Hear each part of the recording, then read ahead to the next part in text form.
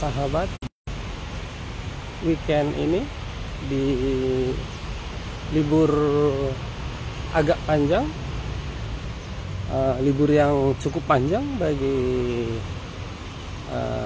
anak-anak sekolah atau mahasiswa yang menempuh pendidikan di sekolah Kristen atau sekolah Katolik. Ya,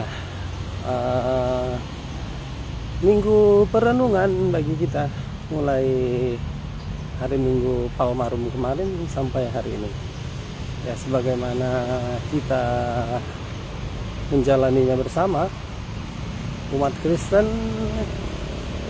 yang dipanggil dalam nama Yesus dalam persekutuan dengannya.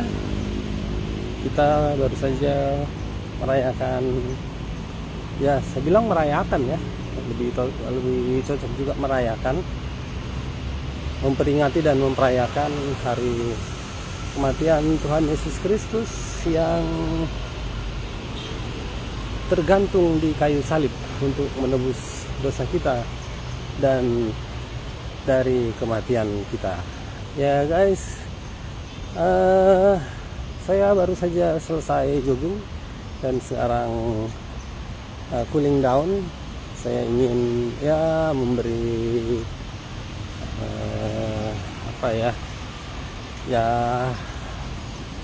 apa yang saya ketahui saja perihal penebusan Kristus ini dan maknanya bagi kita, bahwa peristiwa kematian Kristus, penderitaannya sampai tergantung di kayu salib, kita sudah bisa melihat bahwa Kristus memang setia, dan sebagai manusia 100% dia menghadapi penganiayaan, penderitaan yang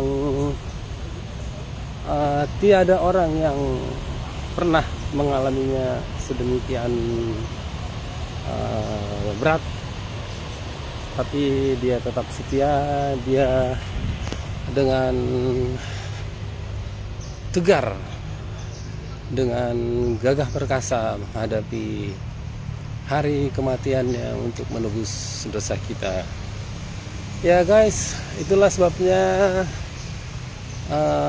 supaya perenungan, perayaan, peringatan tentang kematian dan penderitaan Kristus ini juga mendorong kita untuk mengikuti teladan Kristus. Semua orang karena dosa yang telah kita lakukan harus menderita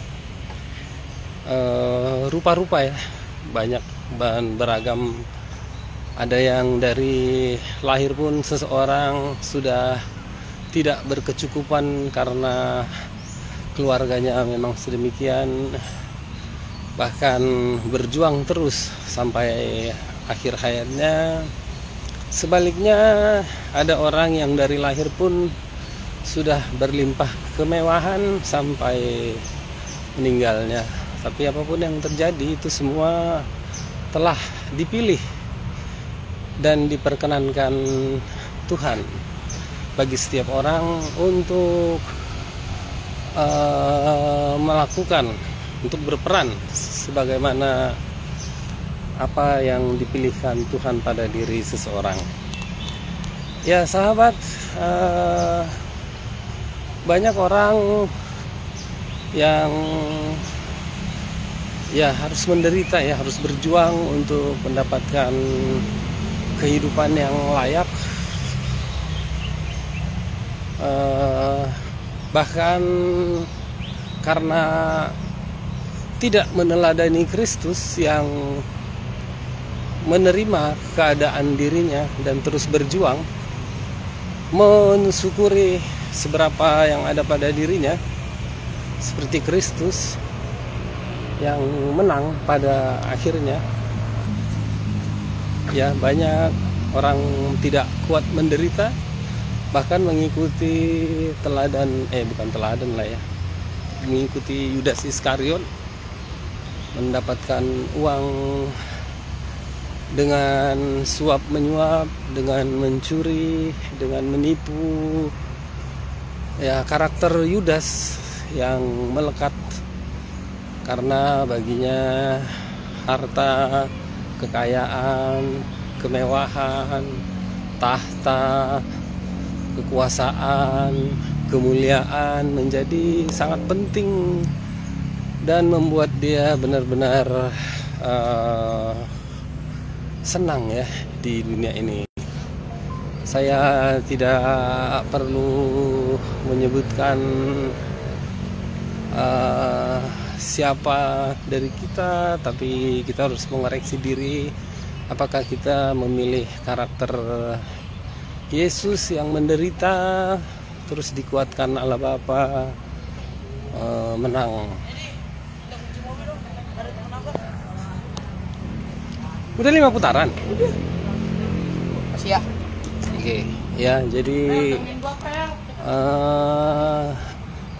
peristiwa kematian Yesus ini, marilah kita mengoreksi diri kita masing-masing. Apakah kita mendapatkan uang ya, uang penting, tapi apakah dengan cara yang benar, atau seperti Yudas yang menjual Yesus ya. Dia, kalau sahabat sempat melihat film The Last Supper, mungkin masih tayang ya di XX1, itu si Yudas juga mencatut nama orang miskin dengan mengatakan, mengapa minyak yang harum dan berharga mahal diusapkan Maria pada tubuh Yesus, sementara kalau dijual bisa memberi manfaat bisa menolong bagi orang miskin. Tapi sebetulnya dia mencatut saja, lebih pada untuk kepentingan dirinya sebagai bendahara pada saat itu ya. Jadi sekali lagi, apakah kita bisa menerima beratnya kehidupan ini, perjuangan mendapatkan nafkah, pekerjaan, rezeki dengan cara yang benar, atau ya melakukan seperti karakter Yudas ya. Banyak dari antara kita tidak peduli ya. Kalau kita lihat sekarang, waduh, penipuan di mana-mana melalui media-media online, mencatut nama orang lain dengan menipu. Setiap hari ada saja korban puluhan juta, bahkan sampai ada yang lebih 100 juta uangnya raib ya. Orang tidak peduli lagi mendapatkan uang dengan cara apapun ya. Banyak orang membuat peraturan ya, ketetapan, baik di organisasi bisnis, bahkan di dalam gereja ya, menetapkan gaji yang terlalu besar. Ya itulah karakter-karakter Yudas. Banyak juga orang harus menyuap dalam jumlah yang besar untuk mendapatkan suatu job ya, suatu proyek. Bahkan sampai sekarang di gedung-gedung rumah duka, gedung pertemuan, membuat ketetapan atau peraturan yang mendatangkan uang dengan cara Yudas ya. Tapi ya, kita harus sadar ya, nanti kita coba mau meriksa diri kita masing-masing. Apalagi kalau kita yang menjadi decision maker ya, misalnya kita punya perusahaan atau institusi bisnis atau apapun itu, coba kita periksa apakah kita mendapatkan uang dengan cara yang benar atau seperti Yudas ya. Jadi memang dari dahulu kala uang ini membuat orang bisa buta ya, karena orang tidak bisa tidak mau ya menderita dan tidak percaya dikuatkan oleh Yesus dan dimenangkan oleh Yesus karena nggak percaya. Percayanya ya uang itu yang bisa memberikan segala-galanya bagi dia, sehingga ya harus melakukan segala cara. Tapi kita harus melihat lebih jauh, Yudas itu pada akhirnya bagaimana gitu. Kalau kita mengikuti karakter Yudas, ya cukup jelas kemana perginya. Bahkan dia harus mati tergantung diri. Ya, jadi pada kematian kita janganlah begitu, karena di dunia ini ya walaupun kita melakukan mencari uang itu sebanyak-banyaknya dengan segala cara, dengan karakter Yudas, sampai di akhir kehidupan kita pun hidup berkelimpahan, dipuja-puji, terus penuh puasa, ya nanti dimakamkan disemayamkan di rumah duka yang mewah, dimakamkan di San Diego Hills atau semacamnya. Ya, tapi kita tidak sampai di situ. Nanti kita kemana perginya? Apakah bersama Yudas atau apakah bersama Yesus di kerajaannya? Ya, jadi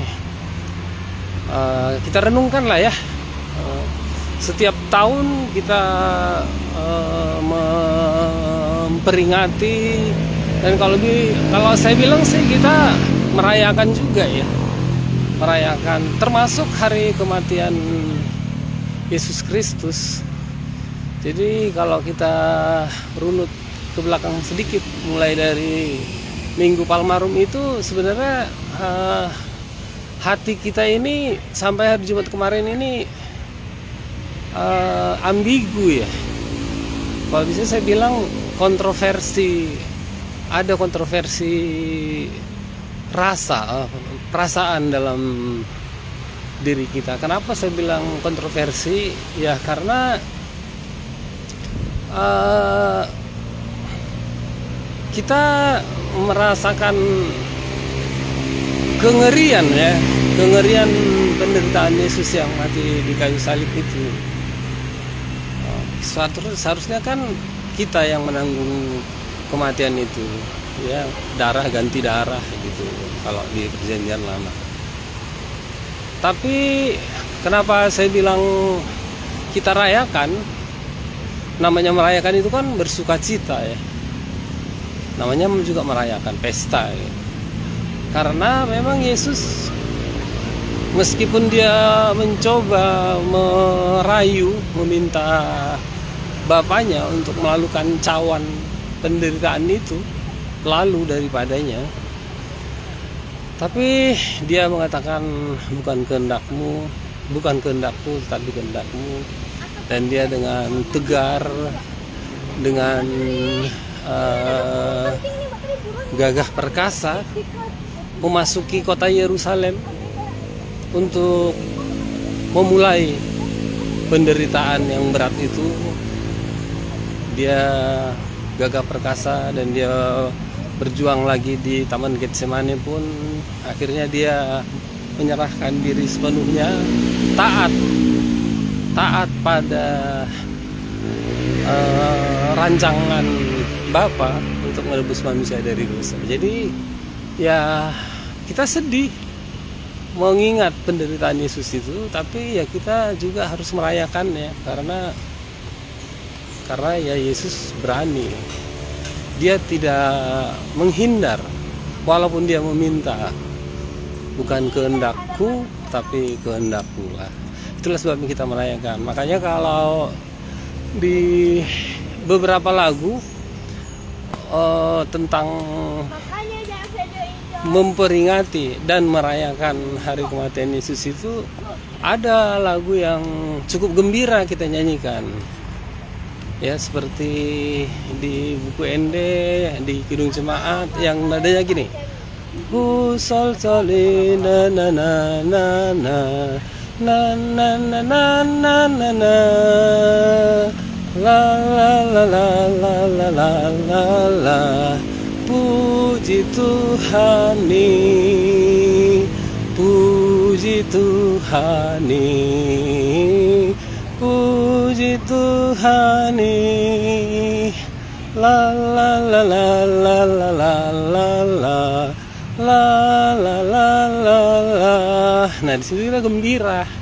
Disitulah kita tidak hanya memperingati hari kematian Yesus yang mengerikan sedih itu, tapi merayakan karena Kristus rela, tegar,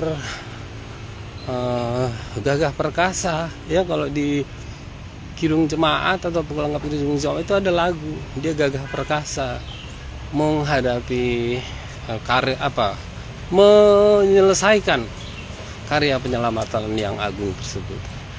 Ya, jadi sekali lagi itu ya sahabat, kita harus maulah ya menderita.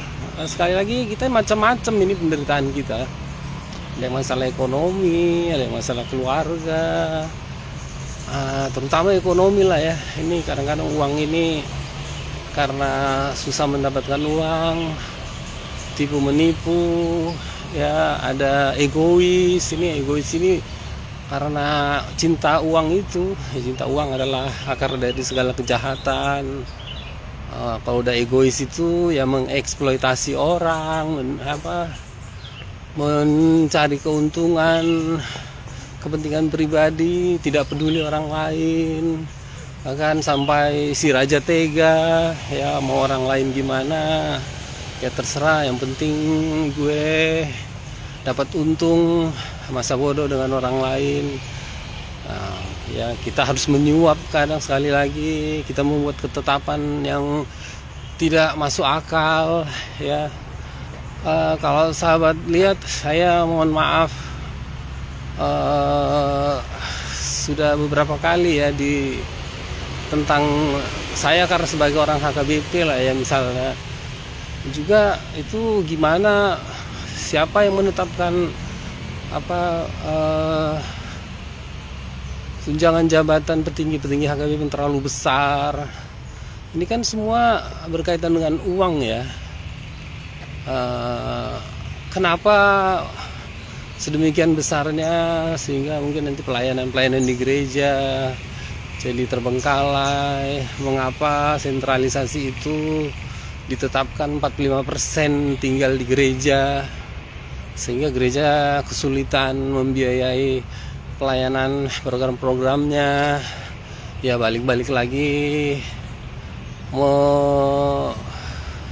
meminta-minta jemaat untuk mendukung pelayanan, program dan sebagainya. Padahal basis pelayanan itu kan ada di jemaat ya, di gereja, pada anggota jemaat langsung. Jadi itulah kadang-kadang apakah ya gimana ya kita tentang uang ini.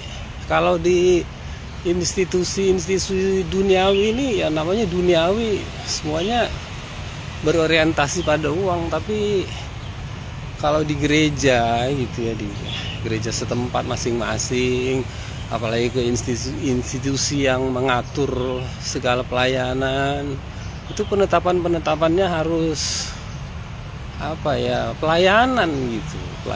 Pelayanan pada siapa? Ya pada jemaat. Ya, jangan, sekali lagi ya kita memeriksa diri kita masing-masing saja. Ya, harus mau menderita bersama Kristus. Yang namanya kecukupan ini ya cukup seperti doa Bapa kami itu kan, berikanlah pada kami pada hari ini makanan yang secukupnya. Ya konsekuensinya kita hiduplah dalam sesuatu yang berkecukupan saja, tidak usah berlebihan, berkemewahan dan sebagainya. Boleh lah kalau kita memang mendapatkan rezeki yang lebih besar. Oh ya, tadi saya sempat menyinggung, ada orang yang dari lahirnya pun sudah berkemewahan ya, berkelimpahan, dengan susu, daging, apa semua kebutuhan mewah dan sebagainya, bahkan sampai akhir hayatnya. Ya kita juga nggak perlu iri atau apa gitu. Kita percaya mereka itu memang entah dipilih, tapi yang jelas sih ya diizinkan oleh Tuhan berperan sebagai orang yang berkemewahan tersebut. Namun bagi mereka yang dipilih ya harus memerankan dirinya juga dalam karya yang lebih besar ya. Jangan orang udah dipilih, dipercaya ya, atau diizinkan memiliki harta yang berlimpah, rezeki yang berlimpah, yaitu harus berperan mewujudkan damai sejahtera, saluran berkat, menolong orang lain, berbuat lebih besar gitu. Bukan dengan kekayaan yang lebih besar, lebih mengeksploitasi orang lain, mengeksploitasi alam juga. Ya terus jadi apa nanti kita? Ya jadi kalau kita diberikan dipilih ya, atau diizinkan mendapatkan sesuatu yang berlimpah-limpah, itu haruslah juga berperan lebih besar dalam karya Tuhan itu. Jangan sampai kita ya hidup di dunia ini saja, setelah itu kemana nanti. Ya oke guys, itu saja, nanti ceramah saya kepanjangan. Sekali lagi, janganlah memperingati dan merayakan hari kematian Kristus yang kita sebut Jumat Agung itu berlalu begitu saja, tidak ada dampaknya. Ayolah sekali lagi kita coba melihat penderitaan itu sebagai sesuatu yang wajar ya. Bahkan harus kita terima, kita jalani. Tingkat penderitaan kita bisa beda-beda ya. Seperti tadi saya bilang, dari lahirnya pun ada yang udah menderita, bahkan sampai akhir hidupnya. Ada orang yang turun naik gitu ya. Ada orang yang kok kayaknya susah banget dapat rezeki, dilakukan ini nggak berhasil, dilakukan itu bukannya nggak mau kerja gitu, tapi kok susah berhasilnya. Tapi tetaplah setia gitu. Percayalah, dikuatkan sama Tuhan ya. Dan nanti orang-orang lain akan menolong, dipakai Tuhan. Berserah diri pada Tuhan, menderita dikuatkan, dimenangkan bersama Tuhan ya. Terus ya banyaklah ya penderitaan masing-masing orang. Kita melihat diri kita saja. Kalau saya saya sih sebetulnya nggak perlu menceritakan penderitaan yang bukan penderitaan lah ya, pergumulan ya, penderitaan juga sih pastilah ada ya. Saya pun coba melakukan itu ya, banyak juga sebetulnya. Jadi kalau sahabat lihat saya kayaknya happy aja, memang harus happy saja.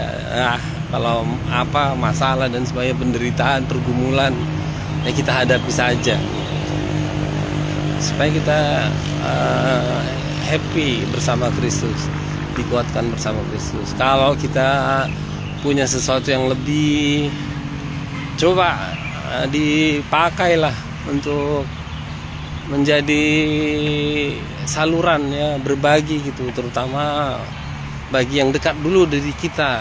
Karena kan orang-orang yang dekat dengan kita ya diri kita sendiri, jangan hitungan-hitungan. Kalau sama saudara aja hitungan-hitungan, kayak mana ke orang lain kan gitu. Dan kalau bisa lebih banyak ya lebih banyak. Saya kadang ya kalau kalau dapat rezeki yang berlimpah gitu, ya pingin berbagi lebih banyak lagi. Tapi ya sebeginilah rezeki saya sih syukuri aja gitu. Ada dalam perjalanan hidup saya ini sebetulnya ya saya nggak perlu mengatakan, tapi kalau saya flashback ke belakang ya banyak lah ya, banyak. Saya ini sebetulnya nggak hidup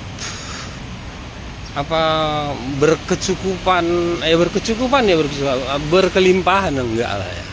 Tapi saya bisa bertahan ya karena bersama Kristus. Ya kita semua lah ya. Di dunia ini kita sebetulnya cari apa sih kan gitu.